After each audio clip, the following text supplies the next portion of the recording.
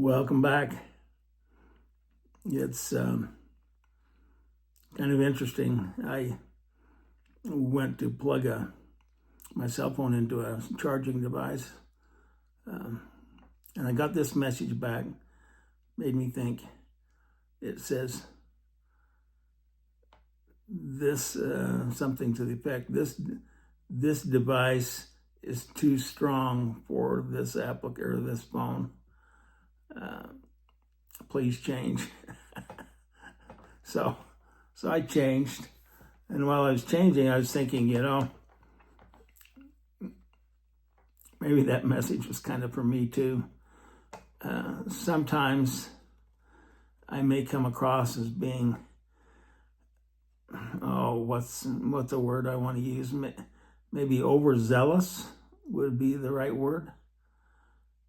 There's just so much desire for me to, for lack of maybe a better term, I'll just say to just reach out and grab you.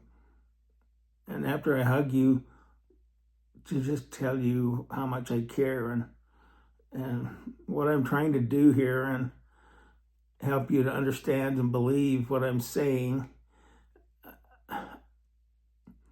grasping the things that I've learned over 75 years of life and knowing that I can use those things to help you. I know that. I wouldn't be doing this if I weren't sure that I could help you. So keep that in mind. But at the same time, I don't want to be like this charging device I hooked up and that says you're using too much power for this source or for this device, this application. Please change it. Sometimes I realize how long it has taken me to learn some of these things, and that even though I really want to just, get you down, put you in a chokehold and just force feed you, I know that that's not the way it worked with me, and I know it won't work with you that way. So I'm not even going to try to take that approach. I just hope that I can bring you along with the Lord's help and help you to understand just some important truths that will just make you overjoyed once you know them.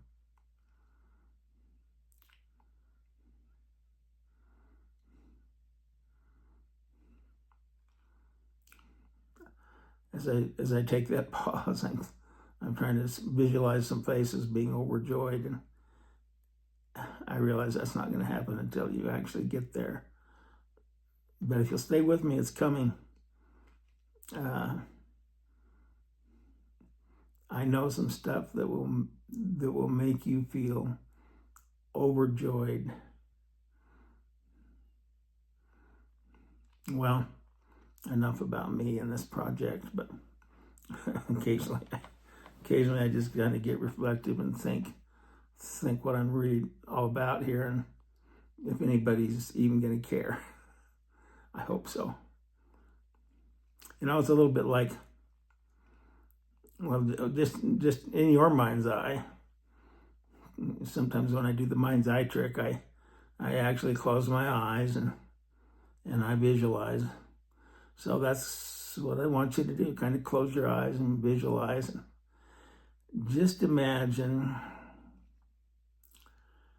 that you hadn't had any experience that was going to tell you otherwise, and somebody put a bowling ball about 6 feet above your big toe, and your shoe was off and your sock was off and your toe was bared,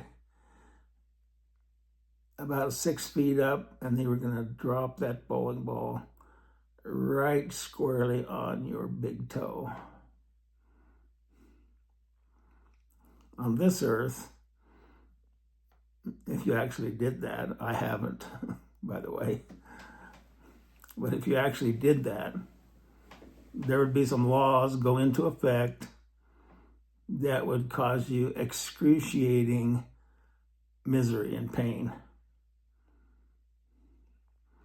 But if I were to tell you about those laws and you actually believed them, even though you hadn't experienced the bowling ball on the toe yet, and you actually believed them, then I would have intervened in such a way that I could save you an enormous amount of pain. Now, I could think of any number of ways. Hot stove always comes to mind, don't touch the hot stove, this, that, and the other. But anyway, there are laws in effect. And one of these days I'll take some time and talk to you about how I learned about laws. It was in a physics class that I took when I was at the University of Utah. And I don't know why it didn't dawn on me, because I knew the laws were there. But for some reason, when they actually we were in this classroom that was kind of elevated in a semicircle around the demonstration floor, and they would write some sort of an equation on the board, mathematical equation. And then all during that semester, they would show they would demonstrate with physical objects how that mathematical equation actually went into effect.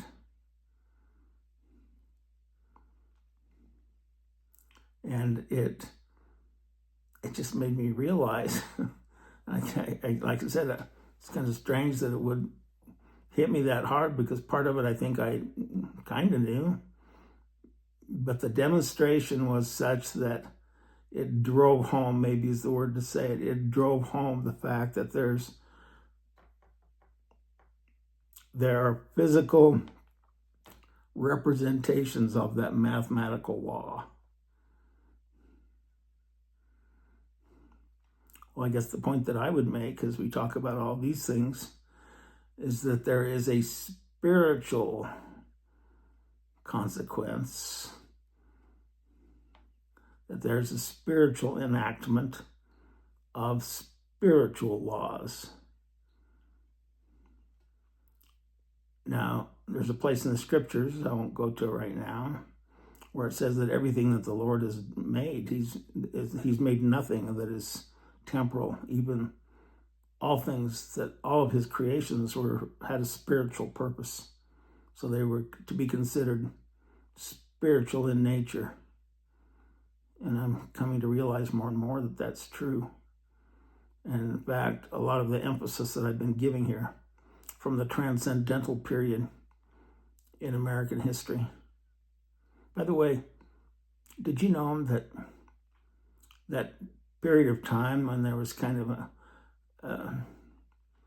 some of this transcendental talk going on by Emerson and Thoreau and others, and I think I made a mistake when I said that I indicated that Emerson was the one that acted it out and Thoreau did most of the writing. It was actually just the opposite of that, and I knew it, but when I re-listened, I caught my mistake. But that period in the early 1800s, when this was being actually acted out and being, it was a buzz in the country. There was a lot of other things that came out of it, and I won't go into all those right now, but it was termed the American Renaissance. There was a Renaissance in Europe. That's when it came out of the Dark Ages.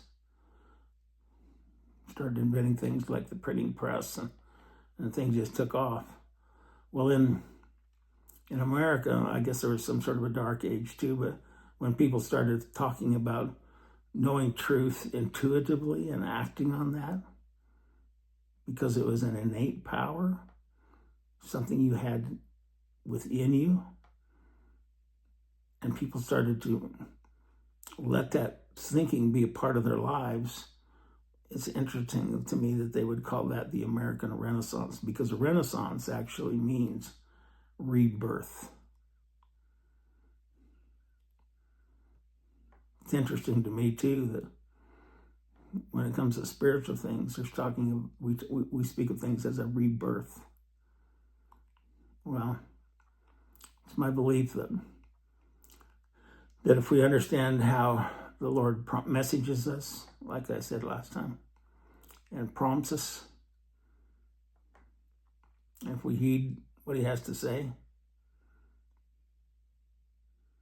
the term I always keep using is hearken, hear, and do. And that's what that means, if you haven't guessed by now. Hear it and do it. Like the Arabian horse video that I posted about. Hopefully you've watched that maybe over and over again. I think it would do you good. But those spiritual laws govern us the same way that the physical laws, if we want to think of them that way, govern that bowling ball falling down and hurting your toe. And I don't want your spiritual toes messed up or any other part of your spirits. I've gone through some of that. I can't detail it all now, but I talk about feeling the warm feeling when you do something good. I've mentioned just the little things, picking up something and putting it away, or straightening something, or doing something extra for a family member that they wouldn't, that you're prompted to do, or every day, almost all day long, given little prompts if you act on them. And anyway, there's a truth there that can be substantiated. We've talked about putting puzzle pieces together to try to figure things out. And sometimes we don't know. We look at the pieces on the puzzle and we think, well, maybe I understand that, and maybe it fits right here, and so you try it, it doesn't. And so you wait and you try something different. But it's kind of interesting that puzzle analogy kind of falls into place, because I'm going to read you a section of scripture here and see if it rings a bell. See if it rings a bell about what I've been trying to say. This comes from Alma chapter 12. It is given unto many to know the mysteries of God. Nevertheless, they are laid under a strict command that they shall not impart only according to the portion of his word which he doth grant unto the children of men. And that's the kind of thing when I was talking about my phone being said, this power source is too strong for this device. Well, it has to come a little at a time. If there's a big power surge, it's just not going to work. It has to trickle in. It seems to be the way the Lord works. Nevertheless, they are laid under a strict command that they shall not impart only according to the portion of his word which he does grant unto the children of men, according to the portion of his word which he doth grant unto the children of men, again, according to the heed and diligence which they give unto him.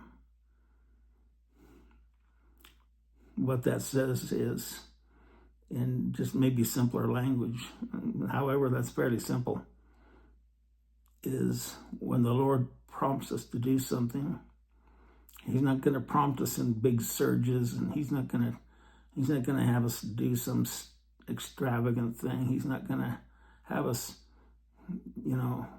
run faster than we're able to. But he will grant unto us according to our heed and diligence, which they give unto him. Who's him? It's the Savior speaking through us, through the Holy Ghost, through the Spirit, saying, do this.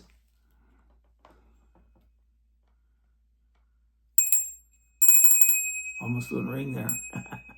Do this. And if we heed that and we act upon that, then this is what it goes on to say. It only makes sense. It's like working a muscle and making it grow. Remember when we talked about that? Just a little bit back in another upload of these. And therefore, he that will harden his heart, the same receiveth the lesser portion of the word. So, let me talk about hardening. We talk about hearkening. Hearkening is this: hearing and doing. Hardening is, we hear it, but we reject it. We don't do it. So it's like a default. If you don't do it, by default, your heart becomes hardened. And now let me go on and see what he has to say here. And therefore, he that will harden his heart, the same receiveth the lesser portion of the word, and he that will not harden his heart, that means we're actually hearkening if we're not hardening. He that will not harden his heart, to him is given the greater portion of the word, until it is given unto him to know the mysteries of God, until he know them in full. Can put every piece of that puzzle together eventually. In our understanding and in our application, because we hearken, we hear and do, as opposed to hearing and not doing, hardening. Hearkening and hardening.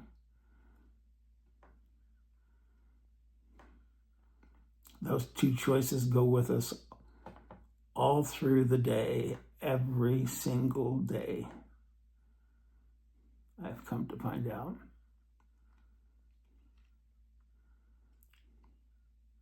And it only makes sense that the Lord's not going to reveal us another mystery, tell us how to put another puzzle piece together in this thing we call life and how beautiful it can be, but he's not going to tell us how to put another piece together until we hearken to the piece he gave us last time and get that one to fit. Does it make sense? It does, doesn't it? It's perfectly, it's a natural thing. It's the way things happen around us. It's the way people learn.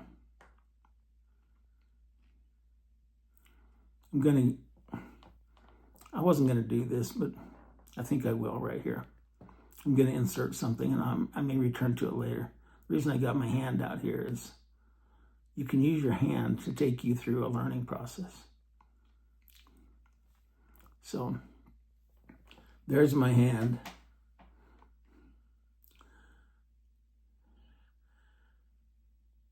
And some time ago, it's been quite a while, many years ago, I started to realize that if I had reminders around me, I'd do better. And then I realized that in the learning process, we have a reminder right here. Let me tell you what I mean. I want you to think of a baby learning how to walk. We've used that as an example before. What does a baby have to do to learn how to walk? It first has to desire. So there's the desire. Then it has to do. It has to lean out there and take that first step. When the baby takes that first step, the desiring and the doing, the next logical step in the learning process is they have to or the next step in the learning process is that they will know. They desire, they do, they know. In that order: desire, do, know. They desire to walk. They put their foot out and take that first step. They know that they didn't fall down, that it's something there that will actually work, for heaven's sakes. Then they have to remember.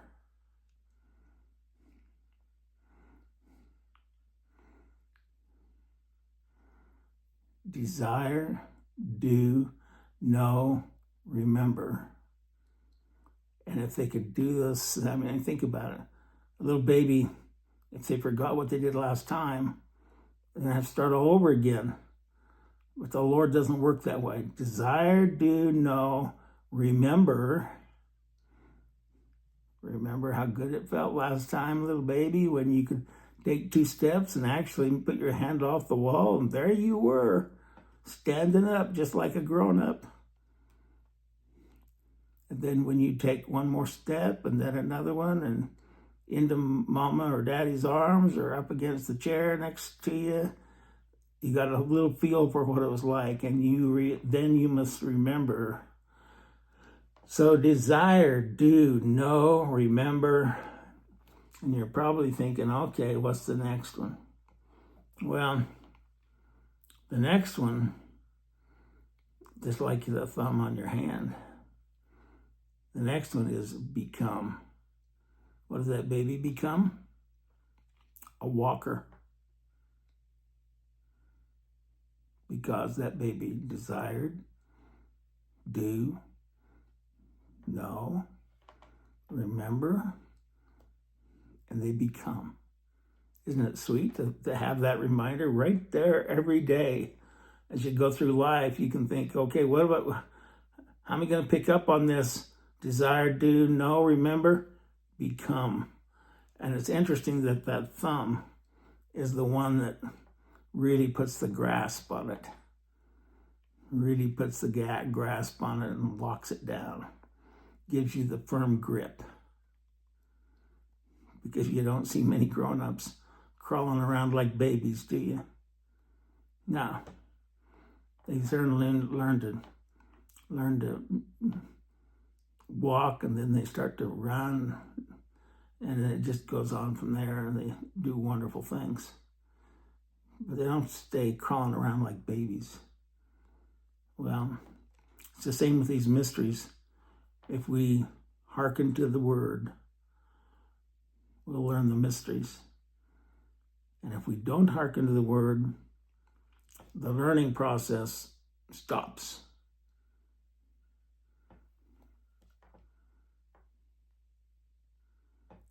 Until we hearken again.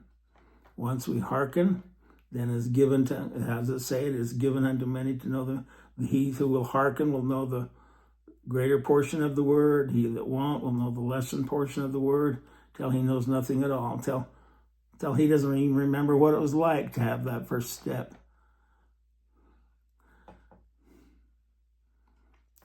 And then that kind of sad. Hearkening is a powerful principle. And by golly, I'm going to drive that point home for as long as it takes, because guess what? I needed it every day, and so do you. Take your medicine whether you like it or not. All right. The same principle applies to, I mentioned like a piano player. I played the trumpet. I wasn't very good. However, the same principles applied. But I've heard some piano players. In fact, I got a little boy next door here that played the piece for us the other day. This dumbfounded my wife and I when we were special to listen to it. Because he wasn't that old. He's like 12 years, 13 years old. Holy cow. Plays that thing like he owned it. Well, it didn't start that way. He first desired, then he did do, then he knew. First of all, he knew he could do it. Then he knew which keys to put his fingers on and all that. Then he remembered, because he wasn't even using any music when he played for us. And then he locked down. He became a piano player, at least for that piece, and it was fantastic. It went on and on and on by memory. Quite remarkable for a little 12, 13-year-old boy. And he's got a sweet spirit about him. You can tell it pleases him and it makes him happy. And if you can share it, it just makes him that much more happy. And I think that's the way it works too. So, that's the way it works. That's, quote, the law, if you want to think of it that way.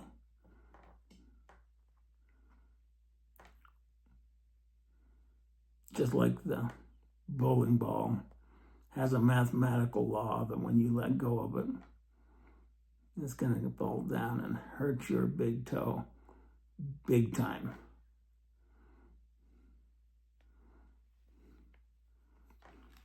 And that's what happens when we don't hearken. We harden. We know the lesser portion of the word until we lose it. We lose it all. Because we didn't hearken. And by default, our heart became hardened. Now that seems like a harsh punishment to label ourselves with. Is hard-hearted. And I'm not going to go into all the ways that can be used and misused, but it's a scriptural doctrine. And it works just like the scriptures say it works. Just like building a muscle works if you apply the correct principles. If you don't lift the heavier weight, the greater mysteries, and qualify for them by hearkening, then you diminish that muscle, the spiritual muscle, just like the physical muscle, until you atrophy that muscle away and you don't have anything. Isn't it interesting how just observance of natural phenomenon around us, like these transcendental people caught on to, seems to apply. It thrills me when I can see a principle applying across the board, not just physical but spiritual, and not just spiritual but physical, because that tells me that we're at rock bottom. We can set our lamppost. We can build our futures and our lives and be confident that we're locked in on the right thing. So there you have it. It's kind of interesting. Well, I actually, when I started tonight, I mentioned, I say prayer to try to help me, and it's been kind of interesting this time because what I was going to say, I was actually going to relate 2 or 3 things and try to tie them together and bind them up. And as I started into this, it's not the direction I went. I went in a different direction. And I've learned a long time ago, I don't know why, but it was driven home to me. I taught high priest group in our church religion for 9 years, and I'd look at those men in the room, and I'd have a bunch of things in mind, and I never did memorize much. I learned that earlier on, that wasn't the way to go. So I tried to be led by the Spirit. Sometimes I'd go in thinking I was going to do one thing, and I'd come out doing something entirely different. And yet when I thought back on it later in the day, I could see that the Lord had a hand in that. And I think the Lord had a hand in what I'd just done and experienced, because I didn't have this in mind. I had something else in mind. And now I realize that's going to have to wait. And because we're out of time, and I know that the majority of you, when you watch these, turn off after at least 30 minutes. And I hope that you give it enough rest and attention that you don't before that. You know, there was a gentleman that talked in church while I was growing up, especially in my later teenage years, my early married life. I thought he was the most boring speaker you could possibly get. He had a monotone voice, and you had to kind of strain to listen to it. There was no fluctuation in the way he said things. And every time he was assigned to speak in the meetings that I went to, and he even taught me earlier in seminary. So I came to realize that, holy cow, this guy doesn't know how to capture somebody's interest, and how would it be to be a teacher and not be able to captivate somebody's interest. Then I made a significant discovery, and I've thought back on it lots of times, and I've thought to myself as I've done these, I'm kind of like that guy, same old voice, not all that captivating, at least to some of you. But the rest of that story is, there was one day that I told myself, I'm not going to just shut him down as soon as he stands up and starts talking. I'm going to listen and try to absorb every single thing he says, every word, every phrase. I'm going to be just as attentive as I can be. And guess what? Yeah. When I was done listening to him, I was in awe. I saw him in a whole different light. And from that point forward, every time he talked, I just relished listening, because his knowledge base was so broad and deep that even though his delivery was not there, his knowledge base was so broad and deep that it was like turning over new soil in my mind. And I got to love that feeling. And it's a feeling that I've never let go of. I'm always in quest of good, new, fertile soil to turn over and do something with. Maybe that comes from my days on the farm. But anyway, it's easy to get sidetracked. And that's what I've done today. Mark Twain. Let me insert a little Mark Twain here along with my other American literature stuff. Mark Twain, you'd have to pull it up and read it. It's called, he wrote a bunch of little short stories, and he had quite a sense of humor earlier in his life, and then later in his life had a complete turnaround and went sad and depressive. But at this point in his life, he was getting a kick out of things. And he wrote a short story. I forget the name of the book. I think it was in a book called Roughing It, but I'm not positive. I can't remember for sure. Anyway, the story is called Jim Blaine and His Grandfather's Ram. And I've got to just kind of summarize this because I'm getting long on time here. It kind of applies to me tonight. You'll find out if you read Jim Blaine and His Grandfather's Ram.